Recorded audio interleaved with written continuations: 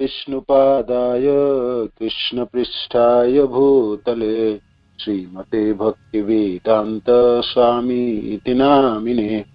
नमस्ते सारस्वते देवे गौरवाणी प्रचारिणे निर्विशेष शून्यवादी पाश्चात्य देशतारिणे। श्रील प्रभुपाद की जय, गुरु महाराज की जय, निताय गौर प्रेमानंदे, हरि हरि बोल। जय जय श्री चैतन्य जय नित्यानंद जय अद्वैत चंद्र जय गौर भक्त वृंद। जय जय श्री चैतन्य जय नित्यानंद जय अद्वैत चंद्र जय गौर भक्त वृंद। जय जय श्री चैतन्य जय नित्यानंद जय अद्वैत चंद्र जय गौर भक्त वृंद। श्री चैतन्य महाप्रभु की जय, श्री नित्यानंद गोसाई की जय, श्री आदित्य ठाकुर की जय, श्री गदाधर पंडित की जय, शिवास आदि गौर भक्त वृंद की जय, निताय गौर प्रेमानंदे, हरि हरि बोल। चैतन्य चरितामृत श्री कृष्णदास कविराज गोस्वामी की जय। आदि लीला अध्याय 5 श्लोक संख्या 49 से। अष्टम श्लोके कैल संक्षेपे विवरण नवम श्लोके अर्थ सुन दिया मन। तो मैं 8वां जो श्लोक है मंगलाचरण को वो मैंने वर्णन किया हूँ, कृष्णदास कविराज गोस्वामी कहते हैं। अब मैं नवम श्लोक जो 9 नंबर जो मंगलाचरण के श्लोक है वो मैं वर्णन करूंगा, आप ध्यान पूर्वक उनको सुनिएगा, ठीक है। तो ये 9th श्लोक है चैतन्य नित्यानंद प्रभु की जो महिमा के ऊपर है। माया भर्त जंड संगाश्रयंग सेते साक्षात कारणाम्बधी मध्ये जस्य कांश श्रीपुमनादिदेवश तं श्री नित्यानंद रामं प्रपद्ये। माया भर्त दंड संगाश्रयंग सेते साक्षात करुणाम्बधी मध्ये जस्य कंस श्रीपुमनादिदेवश तं श्री नित्यानंद रामं प्रपद्ये। माया भर्ता, माया के स्वामी, अज अंड संग ब्रह्मांड समूह के आश्रय अंग जिनका शरीर, सेते वे लेटे हैं, साक्षात कारण अम्बधी मध्य कारण सागर के बीच, जस्य जिनका एक अंश एक भाग, श्री पुमान परम पुरुष आदिदेव आदि पुरुष अवतार, तम उनको श्री नित्यानंद राम भगवान नित्यानंद के रूप में भगवान बलराम को प्रपद्य में शरण लेता हूँ। अनुवाद। मैं श्री नित्यानंद राम के चरणों में पूर्ण दंडवत प्रणाम अर्पित करता हूँ, जिनके अंश रूप कारण सागर में लेटे हुए कारणोदकशाही विष्णु आदि पुरुष है, माया के पति है और समस्त ब्रह्मांड के आश्रय हैं। ये 9वां श्लोक है, 9th श्लोक मंगलाचरण के। माया भर्ता जांड संघाश्रयंग सेते साक्षात कारणाम्बधी मध्ये जस्य कांस श्री पुमनादिदेवश तम श्री नित्यानंद रामं प्रपद्ये। वैकुंठ बाहिरे जय ज्योतिर्मयी धाम तहार बाहिरे करनार नभ नाम।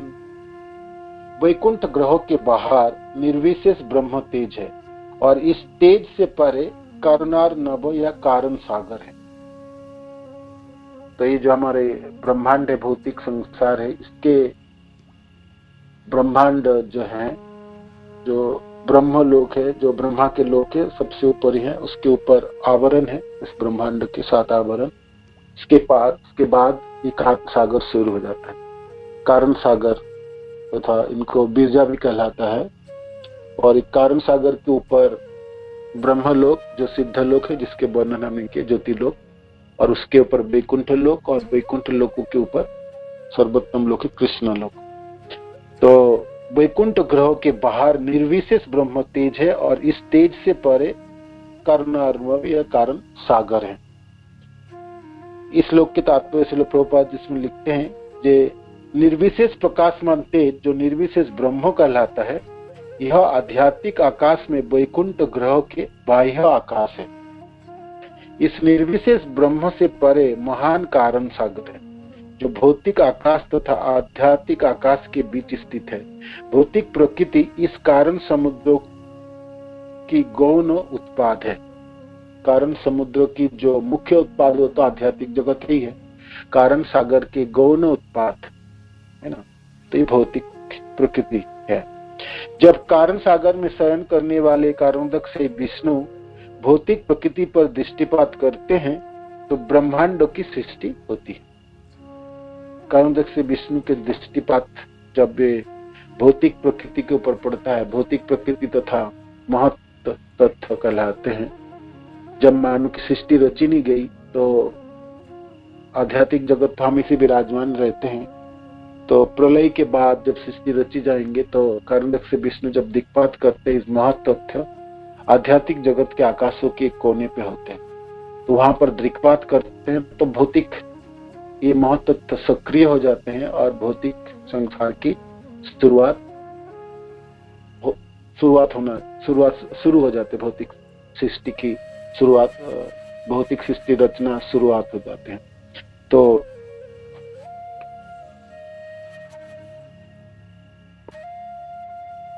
जब कारण सागर में शयन करने वाले कारणोदक से विष्णु भौतिक प्रकृति पर दृष्टिपात करते हैं तो ब्रह्मांड की सृष्टि होती है। फलतः कृष्ण को स्वयं भौतिक सृष्टि से कुछ भी लेना देना नहीं। भगवत गीता पुष्टि करती है कि भगवान भौतिक प्रकृति पर दृष्टिपात करते हैं और इस तरह प्रकृति अनेक ब्रह्मांडों के जन्म देता है, किंतु ना तो गोलोकवासी कृष्ण और ना ही वैकुंठवासी नारायण भौतिक सृष्टि के प्रत्यक्ष संस्पर्श में आते हैं, तो दिक्पात भी नहीं करते, भौतिक संस्पर्श में आते ही नहीं है। ना गोलोक आते हैं ना वैकुंठ लोकों के जो नारायण वो आते हैं। तो फिर भौतिक संस्कार के संस्पर्श में कौन आते हैं? ये कारणोदक से विष्णु जो महासंकर्षण के विस्तार है। ये भौतिक शक्ति से पूर्णतया अलग रहते हैं। कौन है? भगवान कृष्ण तथा वैकुंठ के नारायण, ये सब भौतिक प्रकृति से पृथक ही रहते हैं, कभी भी संस्पर्श में नहीं आते। कारणोदक से विष्णु के रूप में महासंकर्षण का यह कार्य है कि भौतिक सृष्टि पर दृष्टिपात करे जो कारण सागर की सीमाओं से परे स्थित है। भौतिक प्रकृति का भगवान से इतना ही संबंध है कि वह उस पर दृष्टिपात करते हैं, इससे आगे कुछ भी नहीं। जो भौतिक प्रकृति से मिलेंगे, स्पर्श करेंगे, आलिंगन देंगे, ये सब कुछ नहीं है, सिर्फ दिक्पात करते हैं। ये कारणोदक से विष्णु दूर से दृष्टिपात होते हैं और भौतिक जो प्रकृति है वो कारणोदक से विष्णु कारण सागर को स्पर्श भी नहीं कर सकते, कारण सागर के सीमाना से बाहर ही रहती। तो भगवान की जो आंखें हैं, आंखें की जो तेज है इतना दूर पड़ती है, जाके कारण सागर की सीमाना से बाहर पड़ती है। तो इतनी सिर्फ दिक्पात तो करेंगे बस, और कोई संस्पर्श नहीं रहते। कारणोदक से विष्णु भी के साथ भी भौतिक संसार की इतनी संस्पर्श है, इससे आगे कुछ भी नहीं है। तो कहा जाता है कि यह उनकी दृष्टि की शक्ति से ही गर्भधारण करती है। भौतिक शक्ति या माया कारण सागर को स्पर्श तक नहीं करती, क्योंकि भगवान की दृष्टि बहुत दूर से उस पर केंद्रित होती है। तो ये आगे भगवान की दृष्टि शक्ति संपूर्ण ब्रह्मांड शक्ति को सक्रिय करती है और इस तरह उसका कार्य तुरंत ही प्रारंभ हो जाता है। इससे यह सूचित होता है कि भौतिक प्रकृति कितनी भी शक्तिशाली क्यों न हो, उसमें अपनी खुद की अपनी कोई शक्ति नहीं होती। सक्रिय होने का जो शक्ति है भौतिक प्रकृति का, वो प्राप्त होती है कारणदक्षी विष्णु से ही। उसकी क्रियाशीलता भगवान की कृपा से ही प्रारंभ होती है और तब संपूर्ण जागतिक सृष्टि नियमबद्ध रूप में प्रकट होता है। गर्भधारण करने वाली स्त्री के दृष्टांत से इस विषय को समझा जा सकता है। जैसे समझने में कुछ सहायता मिल सकती है। माता निष्क्रिय रहती है किंतु पिता उसके गर्भ में अपनी शक्ति स्थापित करता है और इस तरह गर्भवती हो जाती है। वह अपने गर्भ में शिशु जन्म के लिए आवश्यक सामग्री की पूर्ति करती है, ये ठीक है, किंतु बीज देने वाले तो पिता ही होता है। तो माँ के गर्भ नवजात शिशु के लिए पदार्थ दे सकते हैं। जैसे प्रकृति, इस सृष्टि में प्रकृति में सामग्री होती है जिसको उपादान कहलाता है, प्रधान कहलाती है। तो सामग्री देने में समर्थ होता है प्रकृति, किंतु जो सक्रियता है,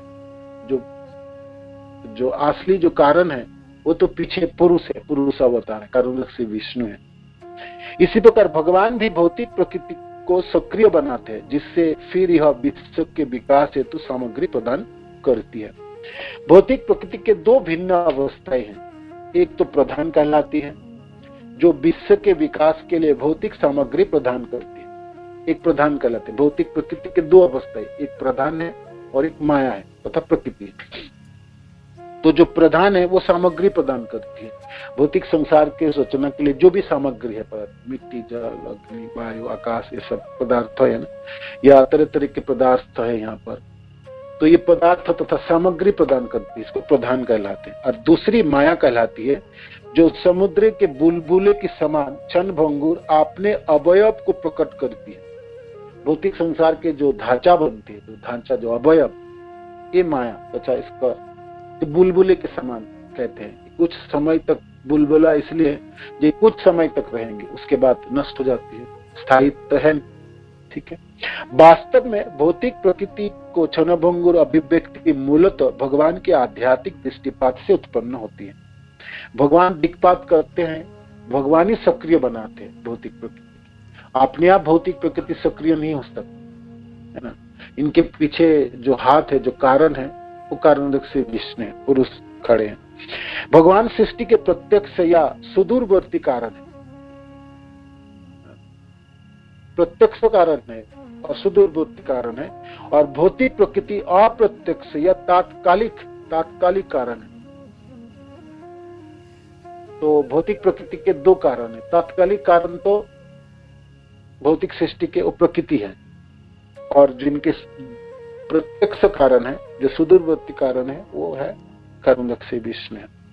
भौतिकवादी विज्ञानी अपने आप रिसर्च करेंगे, अपना अन्वेषण करता है। तो क्या अन्वेषण करता है? उस पदार्थों की अन्वेषण करता है, प्रकृति में ही अन्वेषण करता है। और प्रकृति के पीछे ये जादूगिरी जो कार्य है उसको देखते हैं। इसके पीछे जो कारणदक्षी विष्णु, जो पुरुष खड़े हैं, उनको नहीं देख पाते हो। इसीलिए विज्ञानी लोग जो है वो कहते हैं ये भौतिक जो सृष्टि है ये प्रकृति द्वारा ही संचालित होता है ना, जो भी कुछ प्रकृति कराती है।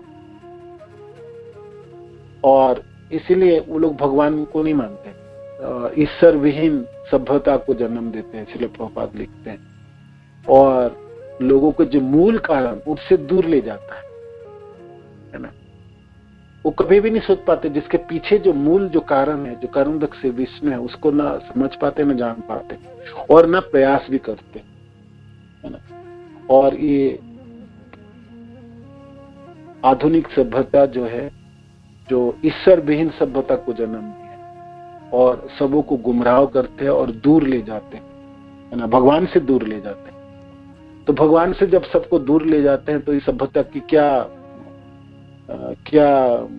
उपजाऊ होगी वो आप देख पा रहे आज, है ना। तथाकथित जो विज्ञानी, जो सबसे अपने को शक्तिशाली मानते हैं और अपनी रिसर्च तथा अन्वेषण को, गवेषणा को कहते हैं सबसे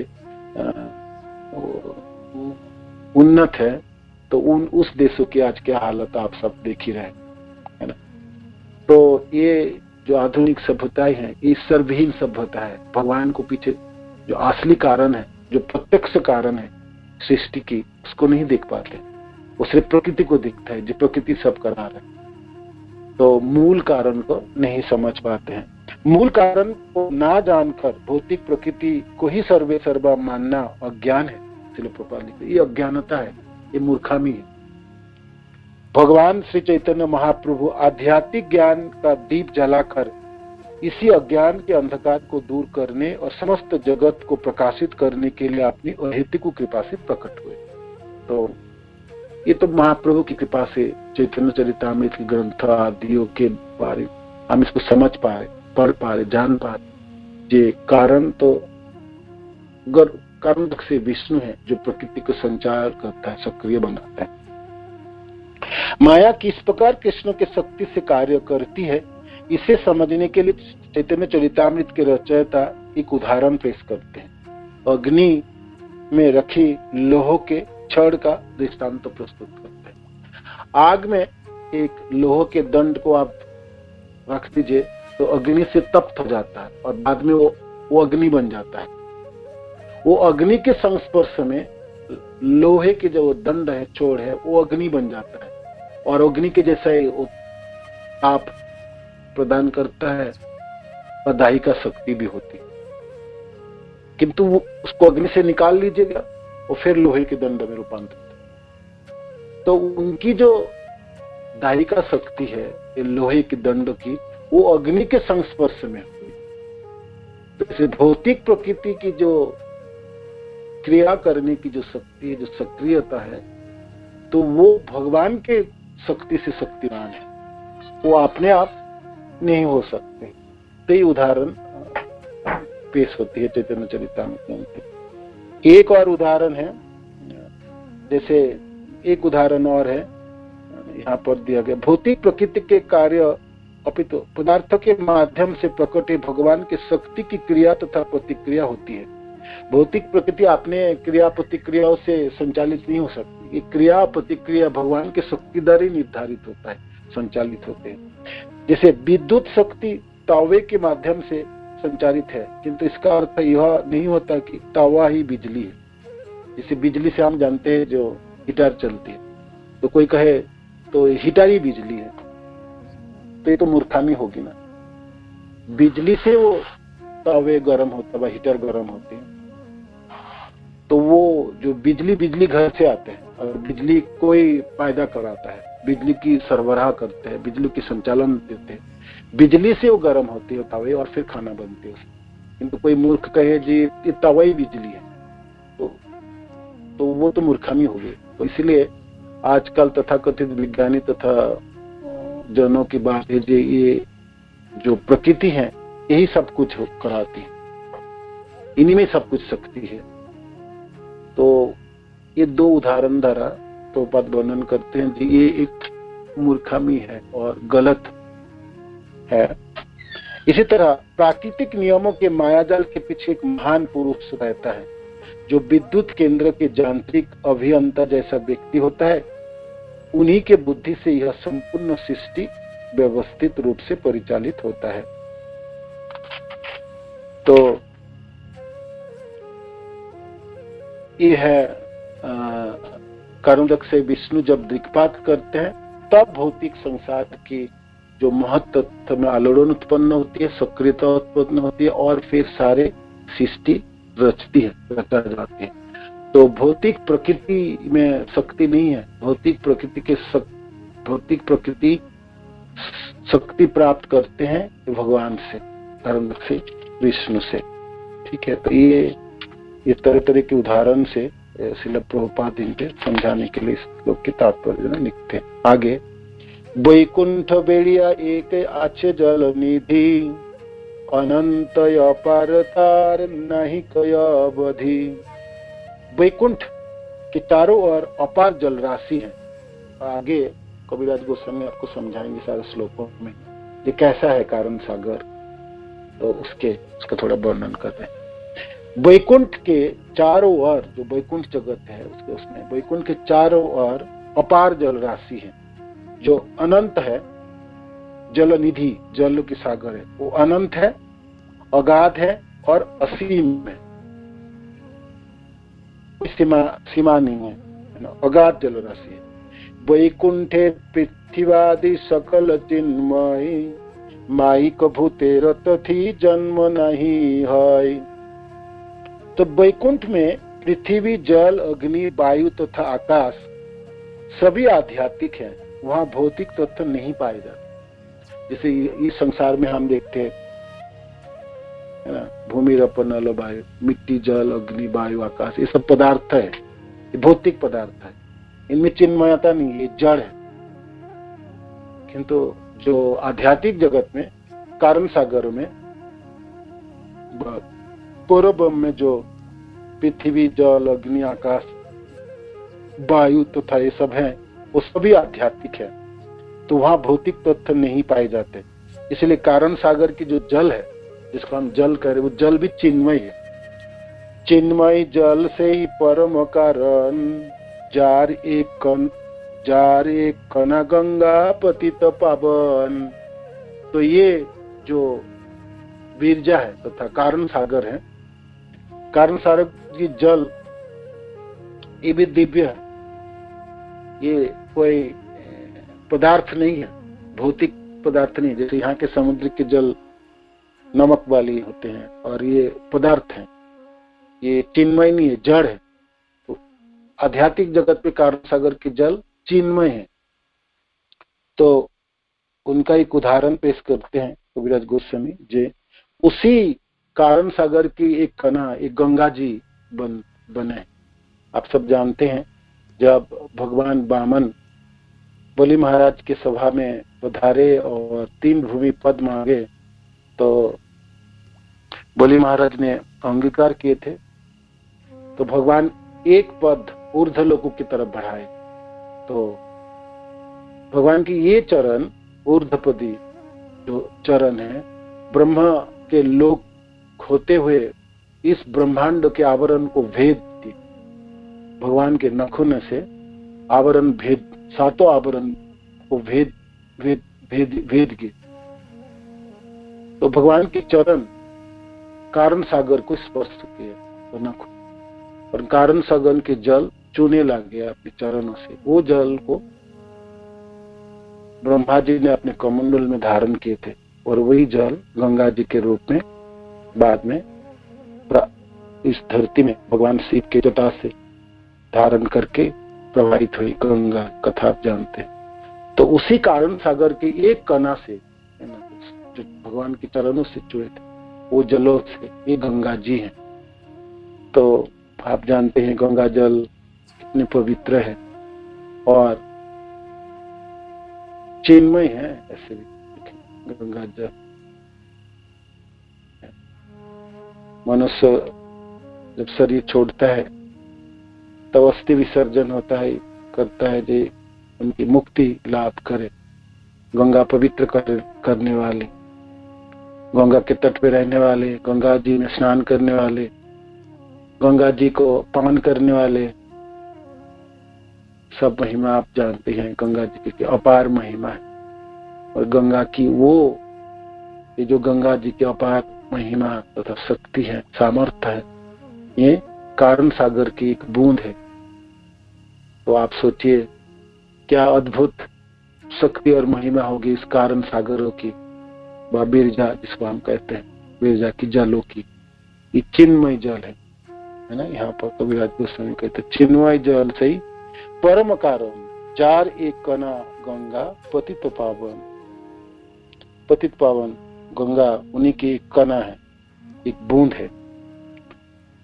सेई तो कारनार नबे सेई संकर्षण, अपनार एक अंशे करे न सह स्वयं। सेई तो कारनार नबे सेई संकर्षण, अपनार एक अंश से करे न स्वयं। इसी कारण सागर में भगवान संकर्षण के एक पूर्ण अंश शयन करते हैं। ये जो महासंकर्षण जो कल हम वर्णन किए, उन्हीं के एक अंश है, अपने को विस्तार, उन्हीं के एक अंश इस सागर में शयन करते हैं और उनके नाम है कर्म रक्षई, विष्णु के नाम से विख्यात है। महासृष्ट पुरुष तिह जगत कारण, आद्य अवतार करे मायाई इक्षण, महास्रष्टा पुरुष, ये समग्र भौतिक शक्ति के सृजनकर्ता प्रथम पुरुष के नाम से जानने जाते हैं। तो भगवान कृष्ण, वासुदेव, संकर्षण, प्रद्युम्न, अनिरुद्ध है तो मूल चतुर्भुज जो कृष्ण लोक में है, द्वारका में। और फिर उन्हीं के द्वितीय चतुर्भुज जो सारे वैकुंठ लोकों में है, वो भी वासुदेव, संकर्षण, प्रद्युम्न, अनिरुद्ध द्वितीय चतुर्भुज। तो इस द्वितीय चतुर्भुज के जो संकर्षण इनके नाम है महासंकर्षण, और प्रथम चतुर्भुज मूल चतुर्भुज के जो संकर्षण उनको मूल संकर्षण कहलाते। ये मूल संकर्षण ही नित्यानंद प्रभु तथा बलराम है। तो उन्हीं के द्वितीय विस्तार हुआ ये महासंकर्षण, और महासंकर्षण के विस्तार हुई कारणदक से विष्णु। कारणदक से विष्णु ही भौतिक जो महतत्व के ऊपर दिक्पात करते हैं और भौतिक सृष्टि शुरुआत होती है। तो इसीलिए यहाँ पर वर्णन है जे भगवान कृष्ण भौतिक संसार के कोई संस्पर्श नहीं, ना वैकुंठ जगत के नारायण की भी कोई संस्पर्श होगी। संस्पर्श तो सिर्फ कारणदक से विष्णु के होती है, वो भी संस्पर्श कितना है, सिर्फ दिक्पात करते हैं, बाकी कोई दूर से दिक्पात करते हैं। भौतिक प्रकृति तथा माया भी कारण सागर के कारणदक से विष्णु को भी स्पर्श नहीं कर पाते, सिर्फ कारणदक से विष्णु दिक्पात करते हैं, देखते हैं दूर से। इतने में ही इस भौतिक माया तथा प्रकृति को शक्ति प्राप्त होती है, और उसी से भौतिक सृष्टि शुरुआत होती है और संचालित होती है, और सृष्टि के सारे कार्य संपादन होती है। तो ये जो सृष्टा है, इसको महत सृष्टा और महत सृष्टा पुरुष, समग्र जितने भी भौतिक ब्रह्मांड है, अनगिनत ब्रह्मांड की सृजन करता है, इसलिए महत सृष्टा है। एक ब्रह्मांड है तो अनगिनत ब्रह्मांड की उत्पत्ति होती है।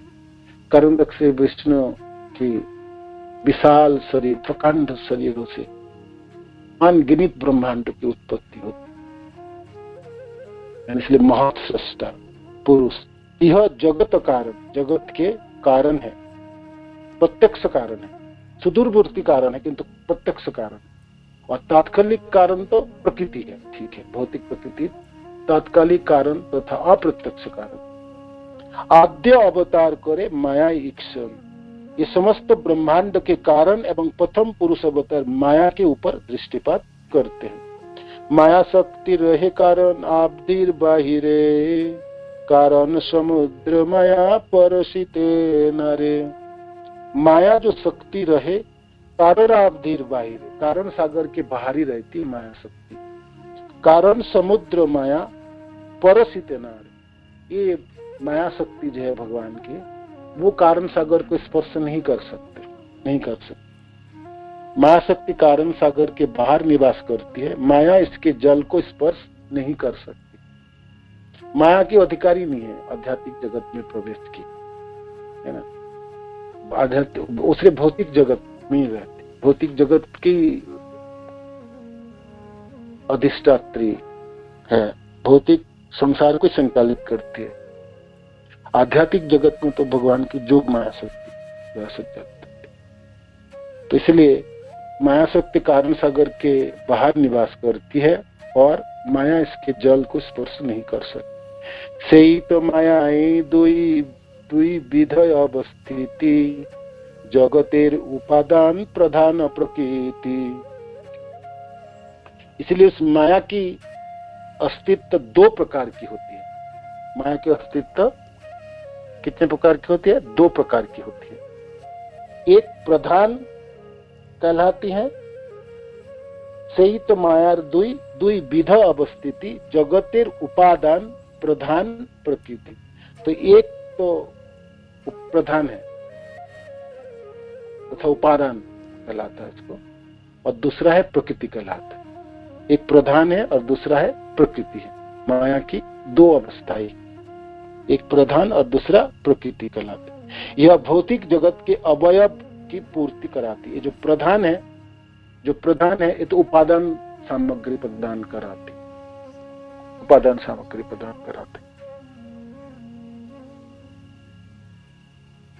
पूर्ण पुरुषोत्तम भगवान की बहिरंगा शक्ति माया दो भागों में विभक्त है। श्रील प्रभुपाद लिखते हैं माया ही भौतिक जगत की कारण है, माया भौतिक जगत की कारण है और वही सृजन की सामग्री उपलब्ध करने वाली माध्यम है। भौतिक जगत की कारण है, माया भौतिक जगत की कारण है और वही सृजन की सामग्री उपलब्ध करने वाली माध्यम है। वैश्विक प्राकट्य के कारण होने के फलस्वरूप यह माया कहलाती है और वैश्विक प्राकट्य की सामग्री के पूर्ति करने के कारण यह प्रधान कहलाती है। ये कारण संसार की, जो भौतिक संसार की सृष्टि की कारण होने के फलस्वरूप इसको माया कहलाती है और सामग्री की भी पूर्ति, सामग्री भी इन्होंने प्रदान करते हैं भौतिक संसार करने के कारण यह प्रधान कहलाती है। तो माया की दो है, एक प्रधान है और एक कारण तथा प्रकृति, जो इसको आप बोल सकते हैं। श्रीमद् भागवत में बहिरंगा शक्ति के इन विभागों का स्पष्ट वर्णन मिलता है। श्रीमद् भागवत में ही अन्यत्र जगत के सृजन के सामग्री एवं कारण का वर्णन इस प्रकार हुआ है। हे प्रभु, काल, कर्म, भाग्य तथा प्रकृति, काल, कर्म, भाग्य और प्रकृति चार चीज है। ये बहिरंगा शक्ति के कारण पक्ष माया के चार अंश है। बद्ध प्राण शक्ति, सूक्ष्म भौतिक अवयव जिन्हें द्रव्य कहते हैं, तथा भौतिक प्रकृति, यह कार्य क्षेत्र जिसमें मिथ्या अहंकार आत्मा के रूप में कार्य करता है। 11 इंद्रिया और 5 तथ्य, 11 इंद्रिया, 5 कर्मेंद्रिय, 5 ज्ञानेन्द्रिय और मन, 11 इंद्रिया हुई और 5 तत्व, भूमि, रपन, नल, वायु, क्षम, है ना, पृथ्वी, जल, अग्नि, वायु, आकाश। इस शरीर के ये कुल 16 अवयव, इस माया के अवयव उपादान है। ये माया के उपादान, तो प्रकृति माया जो है उनकी दो भाग विभाजन, एक तो उपादान है और एक प्रकृति कहलाता है। उपादान सामग्री प्रदान करती है सृष्टि के विकास हेतु और दूसरी जो प्रकृति कहलाते हैं उनके कारण स्वरूप है, कारण कहलाती। ठीक है, आगे शरीर कर्म से उत्पन्न होता है और कर्म शरीर से उत्पन्न होता है। शरीर कर्म से उत्पन्न होता है और कर्म शरीर से उत्पन्न होता है। उसी तरह जिस प्रकार वृक्ष से बीज उत्पन्न होता है और फिर बीज से वृक्ष उत्पन्न होता है, यही पारस्परिक कार्य कारण का क्रम माया कहलाता है। हे स्वामी, आप मुझे इस कार्य कारण के चक्र से बचा सकते हैं। मैं आपके चरण कमलों की पूजा करता हूँ। ये भागवत की, श्रीमद् भागवत के 10.63.26 श्लोक में वर्णन है। कालो दैवम कर्म जीव स्वभावो द्रव्यम क्षेत्र प्राण आत्मा विकारो तत्संघातो बीजरोहि प्रभाहस्त माया ऐसा तन निषेध प्रपद्ये। तो काल, कर्म, भाग्य तथा प्रकृति, ये बहिरंगा शक्ति के कारण पक्ष माया के चार अंश है।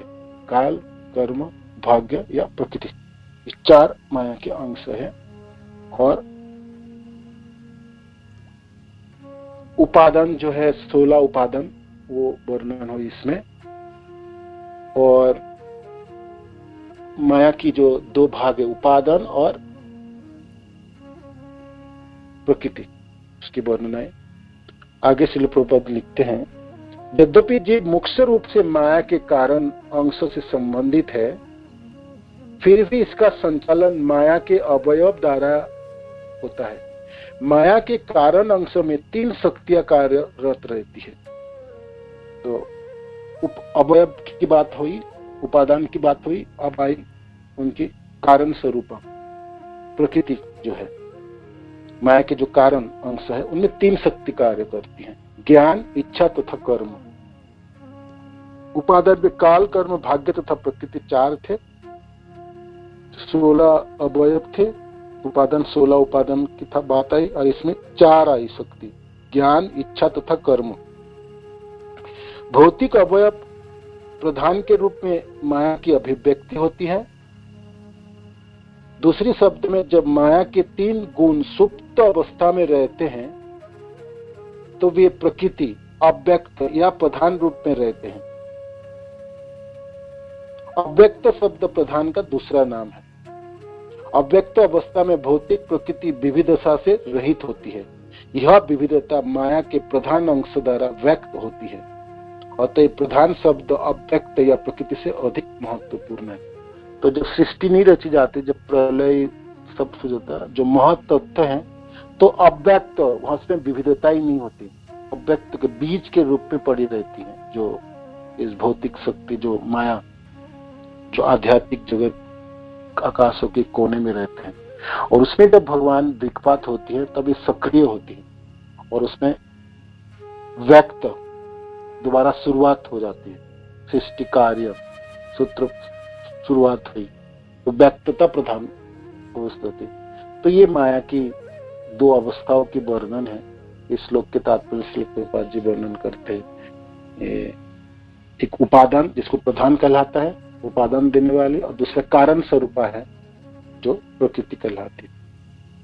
जगत कारण नहीं प्रकृति जड़ रूपा, शक्ति संचरिया रे कृष्ण करे कृपा। जगत कारण नहीं प्रकृति जड़ रूपा, शक्ति संचारिया रे कृष्ण करे कृपा। चूंकि प्रकृति जड़ तथा निष्क्रिय है, ये जो प्रकृति है, जो कारण स्वरूपा है माया की, तो ये जड़ है तथा निष्क्रिय है। अतः यह वास्तव में भौतिक जगत की कारण नहीं हो सकता है। तो कारण बोल रहा है इसको, किंतु ये निष्क्रिय है, जड़ है, इसमें चेतना ही नहीं है, सक्रियता अपने आप उत्पन्न नहीं कर सकती। तो यह वास्तव में भौतिक जगत के कारण नहीं हो सकते, लेकिन भगवान कृष्ण जड़ निष्क्रिय भौतिक प्रकृति में अपना शक्ति संचारित करके अपनी कृपा प्रदर्शित करते हैं। तो शक्ति प्रधान तो कर्मदक से विष्णु करते हैं। भगवान कर्मदक से विष्णु की शक्ति से शक्तिमान होते हैं भौतिक प्रकृति। हालांकि है इसको कारण तो कहते हैं। इसका 2 भाग है माया की, एक तो उपादान है, सामग्री प्रदान कराती है, और एक कारण स्वरूपा होता है। किंतु असली जो कारण है ये तो जड़ कारण है, निष्क्रिय, इसमें सक्रियता नहीं हो सकती। तो ये जो कारण है ये अप्रत्यक्ष कारण व तात्कालिक कारण कहलाते हैं, जो पिछले वर्णन किया। जो प्रत्यक्ष कारण या सुदूरवर्ती कारण हो तो भगवान ही, वो भगवान है। इसका उदाहरण आगे देते हुए पढ़ते हैं आगे थोड़ा सा। कृष्ण सत्य प्रकृति है गौण कारण, अग्नि सत्य लोह जैचे करे जारन। कृष्ण की शक्ति से इस तरह भगवान कृष्ण की शक्ति के द्वारा प्रकृति गौण कारण बन जाती है। प्रकृति मुख्य कारण नहीं है, जो सब कुछ प्रकृति कराते हैं, सारे कुछ प्रकृति से चलती है।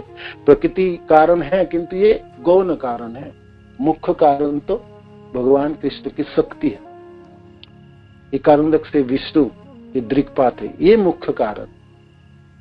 उदाहरण के तौर पे क्या है? अग्नि शक्ति लोह जैसे करे जारन।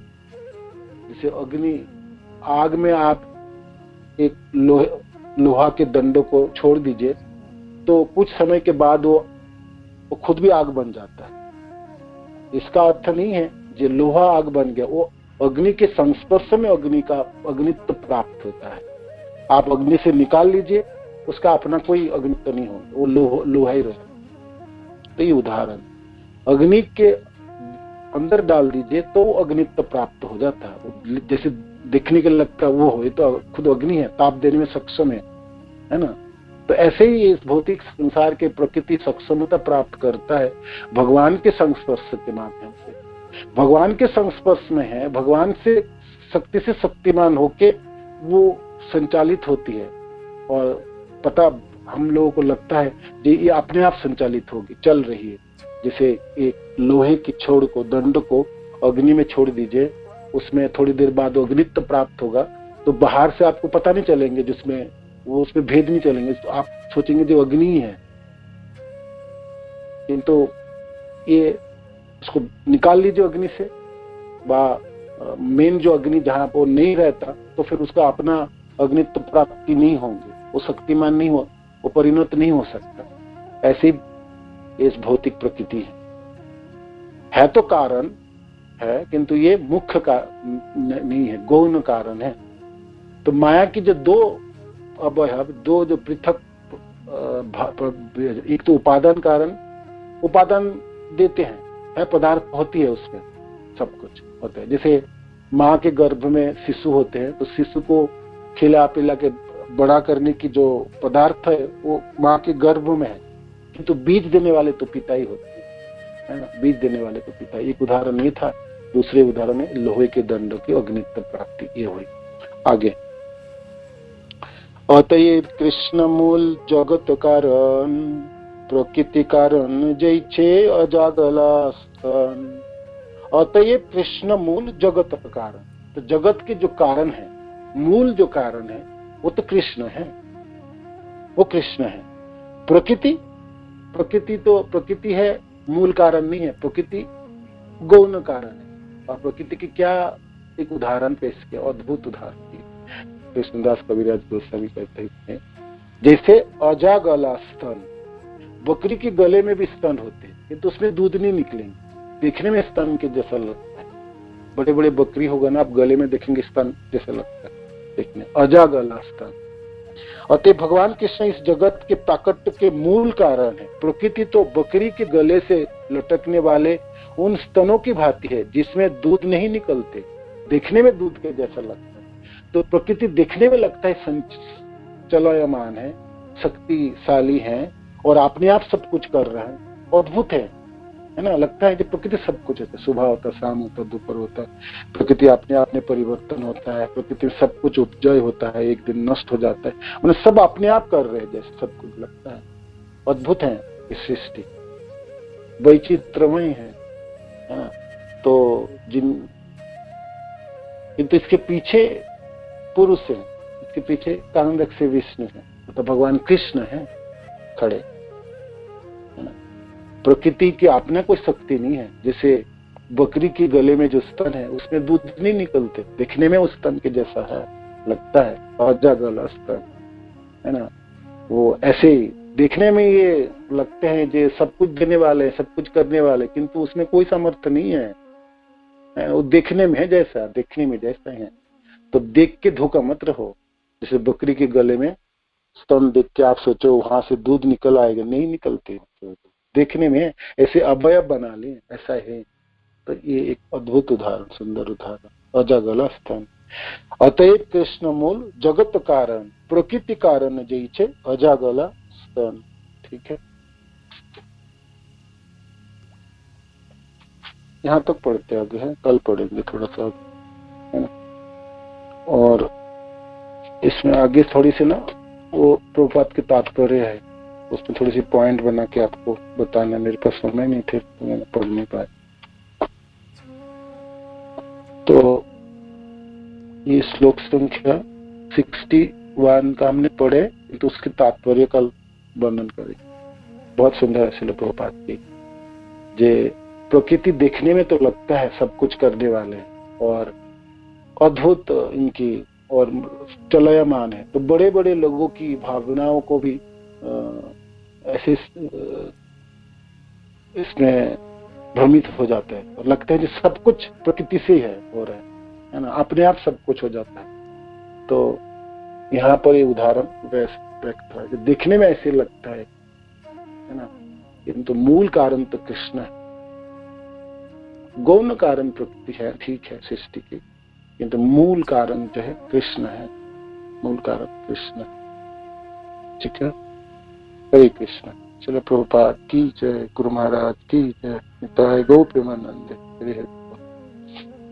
तो किसी को कोई पूछना है, जितने हमने पढ़े उसमें अब पूछ सकते हैं।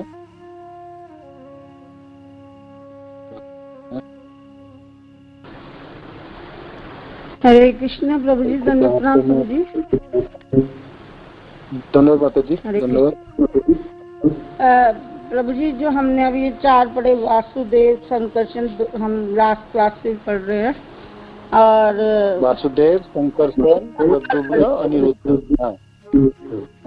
इसमें हमको सबसे इम्पोर्टेंट भगवान का ये रूप अनिरुद्ध जो है वो सबसे इम्पोर्टेंट है ना। जैसे आपने पढ़ाया था, प्रचेताओं के ने जो भगवान शिव से स्तुति सीखी थी, तो भगवान शिव ने उन्हें सबसे पहले भगवान के चरण, क्योंकि आपने बताया भी अनिरुद्ध जो हैं वो इंद्रिय और मन के स्वामी हैं, और इन दोनों चीजों को हमें भगवान के चरणों में लगाना होता है।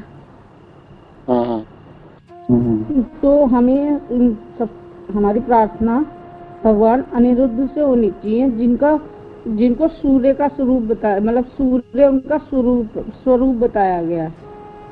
विश्वनाथ चक्रवर्ती ठाकुर ने भी बताया कि सूर्य को परमहंस कहते हैं। तो सूर्य देवता से हम जो भक्ति करना चाहते हैं, जो भगवान के चरणों में अपना मन इंद्रिय लगाना चाहते हैं, तो मेन तो हमारे लिए अनिरुद्ध ही है ना। हमें अनिरुद्ध भगवान के रूप में पूजा में वो करना चाहिए ना, ध्यान,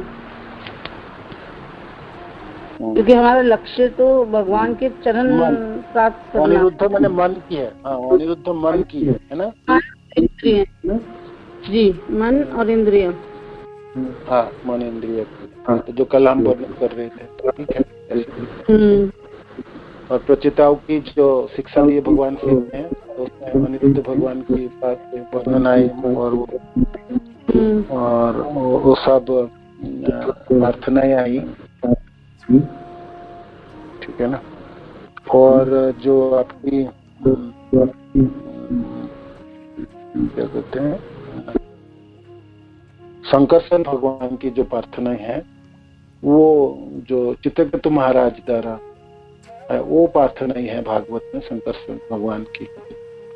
मूल संकर्षण कहो या महासंकर्षण कर सकते।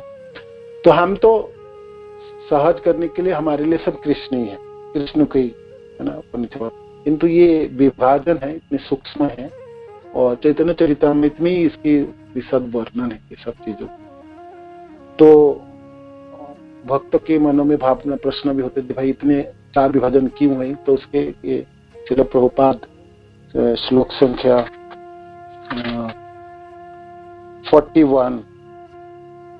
41 श्लोक के तात्पर्य की वर्णन किए उसमें। 1 2 3 4 5 6 7 8 9 10 11 12 13 14 15 16 17 18 पेज की तात्पर्य है, जिसमें से मैंने आपको जिस पॉइंट बना के मैंने आपको वर्णन कर रहा था।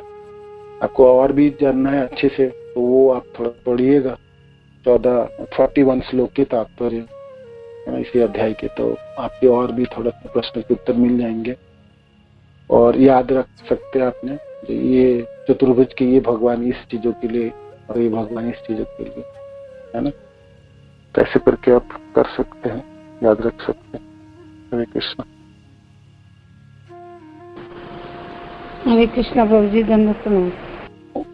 धन्यवाद, धन्यवाद। हरे कृष्ण।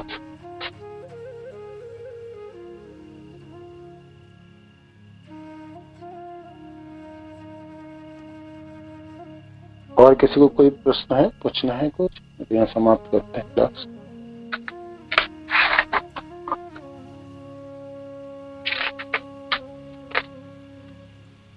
ठीक है। हरे कृष्ण। श्रील प्रभुपाद की जय, गुरु महाराज की जय, निताय गौर प्रेमानंदे। हरि बोल।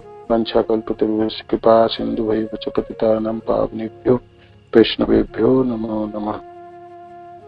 हरे कृष्ण।